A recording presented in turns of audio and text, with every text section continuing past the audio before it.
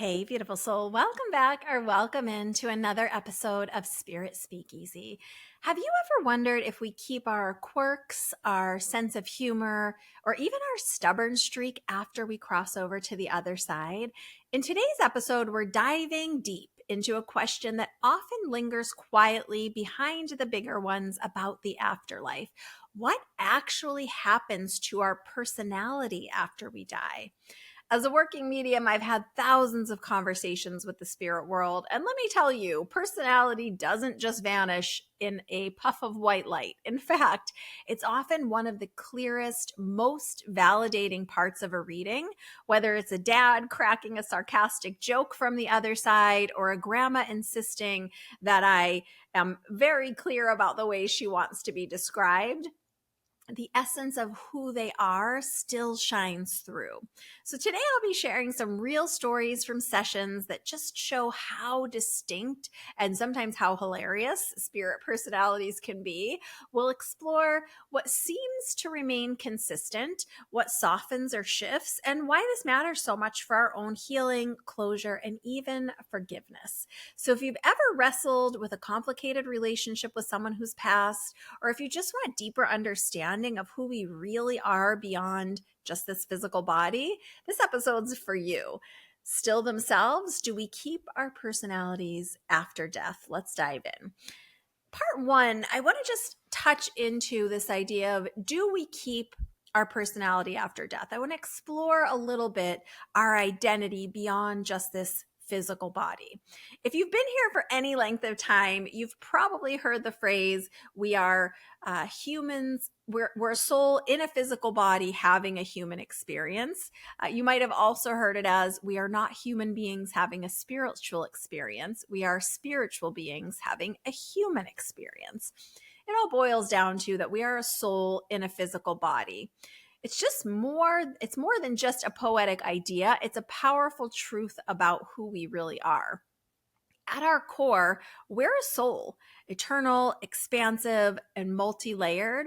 And only a portion of that soul is what I like to think of as quote unquote live streamed, so to speak, through our physical body while we're in human form. That portion expresses itself as our personality, our sense of humor, our preferences, how we show up in relationships, even our habits and our flaws. But the larger part of our soul, what many refer to as the higher self or the soul self, remains outside the body, existing in full awareness. Our soul self holds far more wisdom and memory than our human mind can access while we're in physical form. That higher self, that soul self, contains every thought, every word, everything we've ever spoken or done, every emotion we felt. It holds the essence of how we've shown up in every relationships, moment by moment, not just in this lifetime, but in any lifetime our soul has ever experienced. It's like a mystical, limitless database that knows us completely, even if we don't consciously remember all that we are right now in any given moment. So when someone passes, they don't disappear, become some vague, formless, mystical puff of white light. They return to that fuller version of their true selves, the expanded soul self. They don't lose who they are here. It's quite the opposite. Their personality, their quirks, their emotional patterns often can be communicated even more clearly in spirit than they did in life. Why is this? Because those qualities aren't just being filtered through pain, illness, our complicated human egos. What's left is the true energetic fingerprint or energetic stamp of the person. And it often shows up in these vivid, unmistakable ways. As a medium, I found that personality is one of the clearest validations in a reading. Like I was saying, whether it's a dad that wants to crack a joke about his daughter having a lead foot as a driver, or that grandma insisting she's not a gossip, she just likes to know information. The spirit world's constantly reminding us, hey, I'm still me. We're still us over there. And as a person who's lost a loved one, I found that the signs that they share often tie into their personality, their sense of humor, or something that's really unique to them. For example, after an old friend passed, I started finding dimes in the most random and strange places: under my car seat, in the dryer, at the gas station, and even once randomly inside an Amazon package. I definitely didn't order a dime. He was someone who always had like a little coin trick that he could do or a witty joke. He even collected coins, not the valuable kind, just the ones he seemed to find on the ground wherever he happened to be. So when I find dimes now, it's not all the time, but when they do pop up, it always feels like it's just his playful way of saying, "I'm still looking out for you, kid," with that same old wink in his voice. Their essence doesn't vanish, it shines through. And even when what's even more beautiful is that they're able to bring a much broader understanding from their perspective on the other side. With access to their full soul awareness, they often, as part of that life review, they reflect on their life with insight, with clarity, with compassion in a different way than maybe they did when they were here. So, this expanded perspective allows for growth and even healing on the other side. So while they're still their same self, they've also returned to the version of themselves that holds all the wisdom of their entire journey, not just this lifetime. It's one of the most comforting truths that I've come to through this work. And sometimes that personality doesn't just show up in memories or moments during a session. It shows up in their humor, which brings us to something that often surprises people about the spirit world. I often get asked, do loved ones on the other side have a sense of humor? And the truth is, there is a lighter side to the afterlife, believe it or not. This might not surprise some people listening, but the spirit world has a lot of humor. Not only do our loved ones retain their personality, but many of them in a reading can help communicate through the same wit, the same sarcasm, or playful charm, even that they had here, sometimes even more clearly because they're free of all that stress or pain or heaviness or complicated emotions that they may have carried in life. One of the most common ways spirits lets us know that they're okay is through laughter. And let me tell you, some of the things that they bring up during sessions are downright hilarious. I've had a mom cracking jokes about her own funeral arrangements and how the funeral home that they used had styled her hair in a way that she considered like totally unacceptable, didn't look like her, was really funky. And her daughters couldn't stop laughing in the reading as the mom was helping me express how grateful she was as they were scrambling behind the scenes at this funeral home with this like little drugstore hairspray and a little comb to try to like fix her hair to make her presentable, because they had made some version of like a helmet head is what she was sharing, which that was really funny.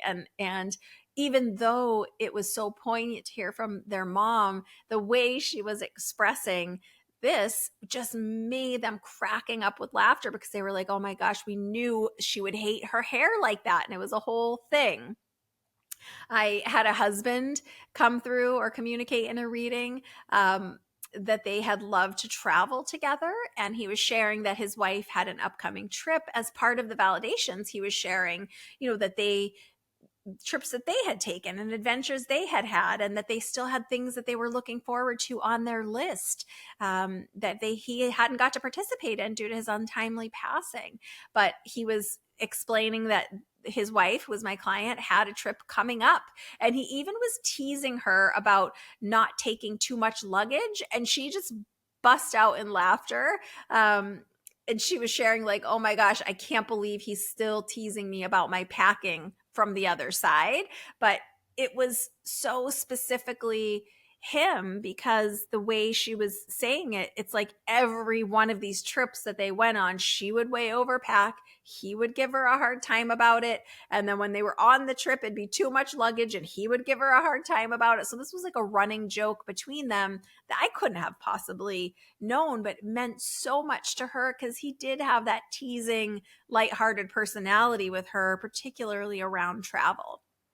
I even had a charismatic, very charming younger brother who was helping me deliver a sarcastic, kind of like a one liner to his sister, who was my client, about how very handsome he is, which brought her to laughter. And she was saying, oh, yeah, that's definitely him, because as part of the reading, he was talking about memories they had. And he was also helping me express some of the photos that she still had of him that she still really liked. And then he just kind of chimed in, wanting her to know that he's still as handsome as he ever was, and he's still the most handsome one in the family. It was like those types of jokes. And she was like, oh my gosh, that's definitely him. That's so him.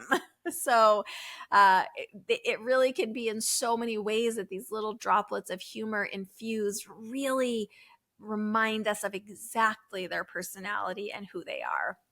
There was one dad that communicated in a session, and as part of the reading, he was reminiscing about how active he was in his daughter's life. His daughter was my client, and he was particularly reminiscing about when he was teaching her how to drive, because they were just so close. They did so many things together, and he really tried hard to teach her as much as he could.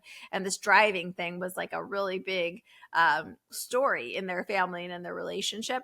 And then he was teasing about her driving and helping me understand that from his perspective on the other side, he just wanted to acknowledge that she still has that lead foot and that she still drives like she's trying out for NASCAR. And she had been tearing up because of the poignancy of him sharing what a wonderful dad he was and how involved he was, and how he was really taking so much of his time, even after long days of work, to teach her to drive. And then she went from being tearful to like cracking up laughing, because she's like, oh my gosh, he always teased me about driving too fast and stopping too hard. And it was a moment that shared humor really just cracked her open emotionally, and it let her feel his presence in a very real and familiar way, and helped her validate and know that even though, yes, she did feel like he was with her in the car a lot because they'd spent so much time driving together over the years, just in general. But him making that joke about her still driving too fast and having a lead foot really validated for her that, yeah, he is still spending time with her in the car. He is still there with her. He does know that she's still driving this way. And it just somehow cracked everything even more wide open, which was really beautiful. Another time, a lady who was known in the world as a wonderful, warm hostess, but this other part of her personality, she was very particular and specific with her taste. And as part of her communication and expressing that this was her personality, she was essentially joking that at her funeral, it was like too stuffy. Like it wasn't like loose enough. People were having enough fun, and not enough snacks was the comment that she had me make. And then shared, but she really loved all of the photos that they chose. They did this like really special picture montage. And so she said, and they had pictures like created specially and placed all around. And it was the pictures themselves kind of told a story. So it was like a significant thing for them. So she said, like, not enough snacks, but I really loved all the photos and the stories and what that was as part of the memorial. And she helped me share. And then they also played her song, and that meant everything. And her kids, who were my clients, started looking around, kind of cutting eyes at each other around the room and kind of cracking up laughing, and confirmed that, yep, their mom was always about the snacks, the hostess with the mostess, and having like the perfect snacks, the perfect amount of snacks. And yes, they made sure to include her favorite song, which happened to be Somewhere Over the Rainbow, in the service.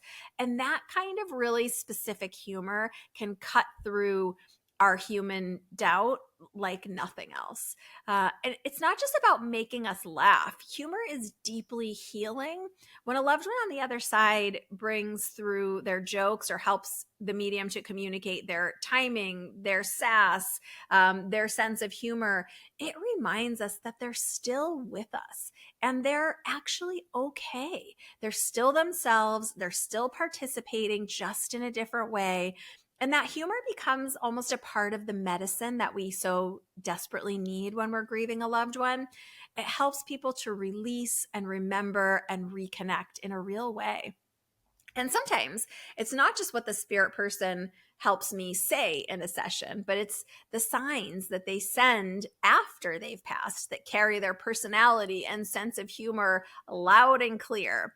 One of my favorites was a sign from a grandma who had, or a grandpa, sorry, a grandfather who had a very dry and sarcastic sense of humor. And he hated country music, was part of the story that he was expressing in this reading. And after he passed, his granddaughter kept getting in these ride shares and taxis and hearing the same like twangy kind of country songs that her grandpa used to have all these sarcastic comments and totally make fun of. And the kicker was one of the drivers turned around to her and said, like, this one must be playing just for you. I don't even listen to this station. And she just started laughing in the way she told me the story, because she said she knew it was him. Like, there's no way. He was still teasing her from the other side and still eye rolling at this country music. And so it was just that tiny moment was so meaningful to her. One client I had a dad that always joked that he wanted to decorate the yard with pink plastic flamingos. I don't know if you know what those are, but they're those like lawn ornaments, like a fake flamingo. And he would always joke with the family, with his wife, with his kids, and he wanted to put them all over the yard, like just to piss off the neighbors. And mostly the mom would like never let him do it. She's like, we're not doing that. Like, you're not starting this feud with the neighbors. And after he passed away, his daughter went for a walk one morning, and as she turned the corner in this neighborhood, she after she turned the corner, she went to find a house in this neighborhood that never had decorations before. She was just like walking around the neighborhood. She turns the corner. Most people didn't decorate their lawns, and as she turned this corner, she sees a full display of pink flamingos, but it's like the Christmas light style. So it's these hanging lights all over the outside of the house that are these pink flamingo hanging lights. And she had sent me an email about it, and she said it was like he finally got his way. She said, and she was like, really said she was laughing and crying, and she said it felt exactly like something he would have done. And it's those things, those magical moments of their humor and their personality really validating, like, I'm still with you, I still see you, I'm still myself, I still have jokes over here.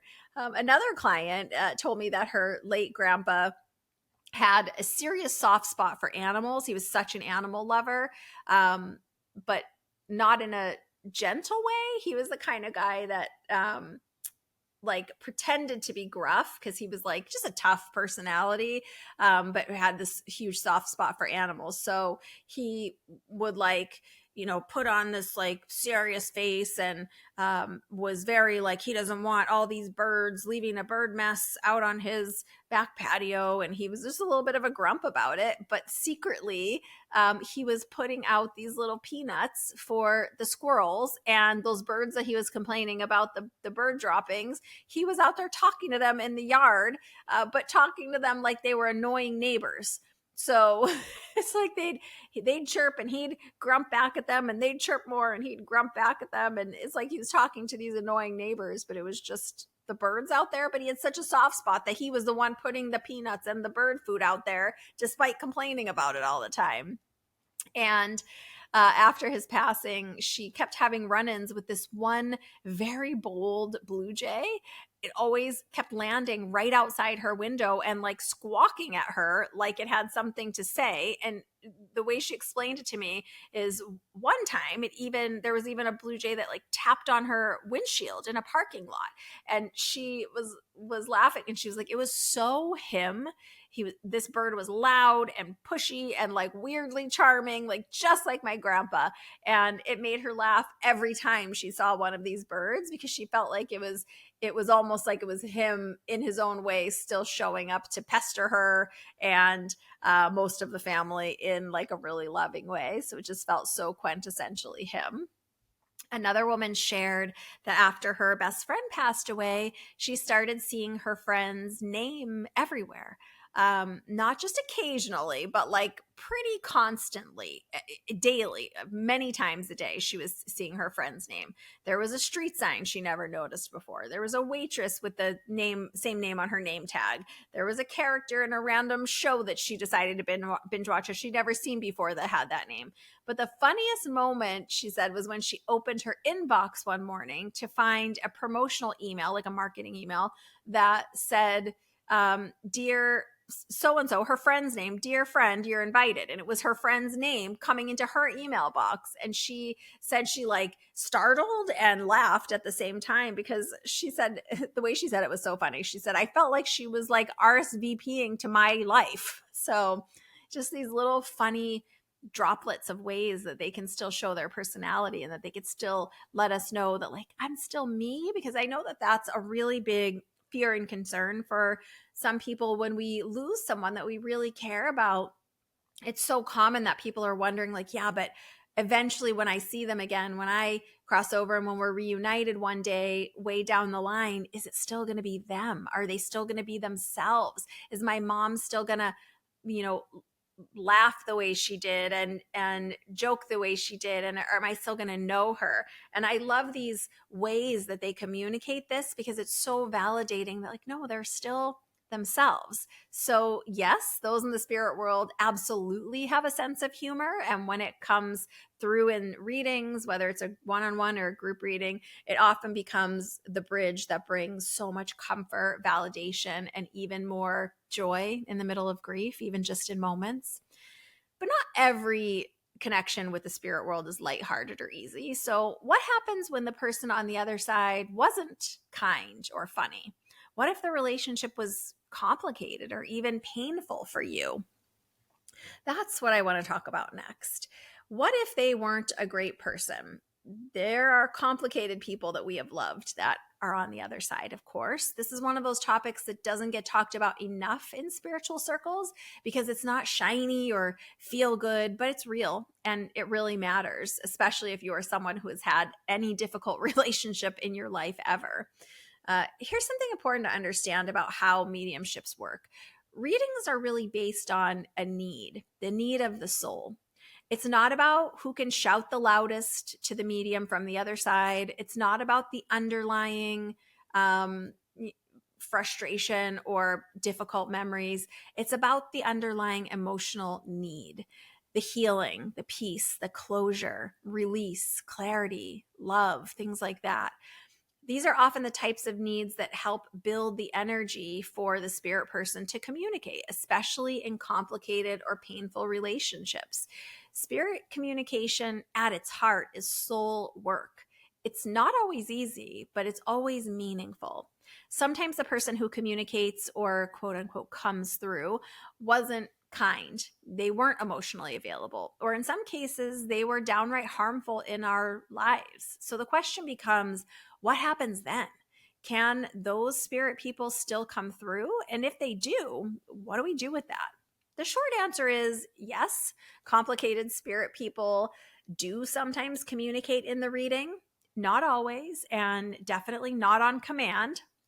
But I have absolutely had sessions where a parent, a sibling, a partner, for example, communicates from the other side who had a difficult or painful relationship with the person sitting in front of me.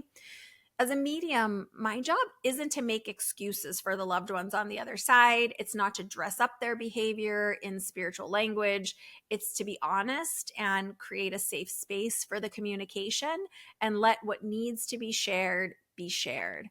Sometimes that includes a spirit person acknowledging their harmful actions. I've had spirit people communicate things like, I didn't know how to love you, or I was cruel because I was in pain, or even just, I'm sorry, and different versions of apologies. Not every message is about glowing, happy memories. Sometimes it's about accountability, accepting responsibility, and finally, sometimes it's about offering emotions they never could in life, or even just acknowledging that truth. For some relationships, the heaviest, most lingering question, the actual need, is, do they know how much they hurt me? That's some people's really heartfelt, deep question. I remember one woman who had been estranged from her father for many, many years. And in the session, he made me aware of him and communicated, and the energy or the emotion was quiet, almost humble emotion. It was so different from the harshness that she remembered of him when he was here, but he did express that that's who he was when he was here: harsh, difficult, challenged, angry. And he didn't defend his actions. He simply acknowledged them. He brought up enough specific details to show her that he did truly understand the impact that he had on her. He acknowledged that she felt abandoned. He shared the emotion of, I see now what I couldn't see then. And he offered what felt like a deeply sincere, heartfelt apology. Of course, it didn't fix everything, but it cracked the door open just a little for her to begin her own healing in a new way. I also thought of another client that had been emotionally and verbally abused by her older brother. And in her reading, she wasn't expecting him to communicate at all. And honestly, she wasn't even sure she wanted to hear from him as we started working with him. But when he showed up, the emotion, the presence of him was calm, not forceful. He didn't try to justify anything. He simply communicated that he was angry, that he was depressed, that he took it out on her, and that he deeply understood and was able to see and accept all of it now from his perspective, and really wished that he hadn't treated her like that and hadn't put her through those things. That simple moment, just acknowledgement without excuses, was the most powerful part of that session for her. It was a very short segment of her session, just a handful of minutes with him, but she told me later she didn't even know she needed that, but she deeply did. And it really helped her let go of some things and move forward in a new way. And then there are times when just the person's presence from the spirit world is the message, a way of saying, I see you, I'm here if you want to engage, but I honor your space if you don't. Because even on the other side, souls are still evolving. Growth doesn't stop after we pass. Just like in life, not every soul is ready to take full accountability, and not every person that comes in for a reading is ready in that moment to hear about it. And there is still some learning being done on the other side. Some loved ones that we've had really challenging relationships, if it's not time for that communication to happen, will let themselves be known in a reading, but will stay quiet. And sometimes that too is part of the healing process and part of the message. As mediums, we have a responsibility to be trauma informed and heart aware in how we deliver these messages to our clients. Not everything needs to be said. There are definitely things that I become aware of in a reading that I don't say specifically. Sometimes the greatest gift is our discernment as a medium of what we need to express on behalf of that spirit person, so that our recipient knows for sure that it's them and that they know what happened, but not so much so that we re-traumatize them. That's the power of discernment. It's a gentle truth. Or even just saying, this person is here, but we don't have to go there unless you're ready. I actually had this happen with a man whose session was focused mostly on his mom and sister who were on the other side. His dad was present from the spirit world.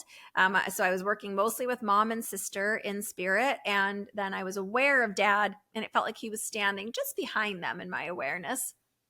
His dad had been a difficult man, and the relationship had been strained and painful in life. And I was aware of that father's presence, but also of the deep hurt that he'd caused for my client. I let the client know that his dad was standing respectfully at a distance, not pushing in, just holding space and offering a message, if you will, of, I'm here, and when you're ready, I'll be ready too. At that time, that client didn't want to engage with his dad. He didn't want to hear from him in the reading, and that was perfectly fine. His mom and sister continued communicating with loving, beautiful validations. And a couple years later, I had the honor of reading for this gentleman again. This time he was more ready, and his father was there from the spirit world and ready to share. And although it was a brief part of that session, he shared some really hard but much needed truths. He expressed regret and offered quiet but clear apology. Because not all messages are about rainbows and reunions. Some are about liberation and honoring the truth of our experiences, even the hard truths of the hard experiences. And I think we all know by now that healing cannot be rushed. And I don't believe the spirit world wants to pressure us, but they are patient. They're willing to wait. They're willing to meet us wherever we are with a new perspective, a deeper understanding, and from a place of truth and love and a soul level compassion. So, whether our loved ones were warm and hilarious, reserved and very particular, or complicated and even hurtful, their soul still carries the essence of who they were and the expanded wisdom of who they're continuing to become. And when they reach out from the other side to communicate, it's not random. It's rooted in support, in healing, in love. Personality doesn't get erased when we cross over to the other side. It becomes part of the way our loved ones can still remain, can still remind us, can still validate for us that they're with us. They're still themselves. They're still growing. I hope today's session gave you maybe a deeper sense of just how much life continues beyond this physical body, full of quirks and truth and laughter and, yes, even reconciliation. And if someone you've lost is on your mind lately, trust that they may be closer than you realize, just a heartbeat away. Not just spending time with you from the spirit world, but living on with you in your heart, in your memories, in the signs you receive, through your laughter and your healing. And what I've come to discover is that, yes, they do know that really hard thing. They probably have come to accept it, and they are working on everything they can from the other side to understand why they expressed in certain ways and not others, what they could have done differently, what we actually needed versus how they showed up, and so much more. So hopefully, as you continue to receive these signs, you'll continue to allow yourself to open up a little bit more to receive not only laughter, but healing and depth of understanding yourself. Thanks for listening, beautiful soul. I'm so grateful to have you here with me as always. And as always, please know that your loved ones on the other side are never more than a heartbeat away. They're still them, and they still love you. Big hugs, lots of love. I will see you soon for another episode of Spirit Speakeasy.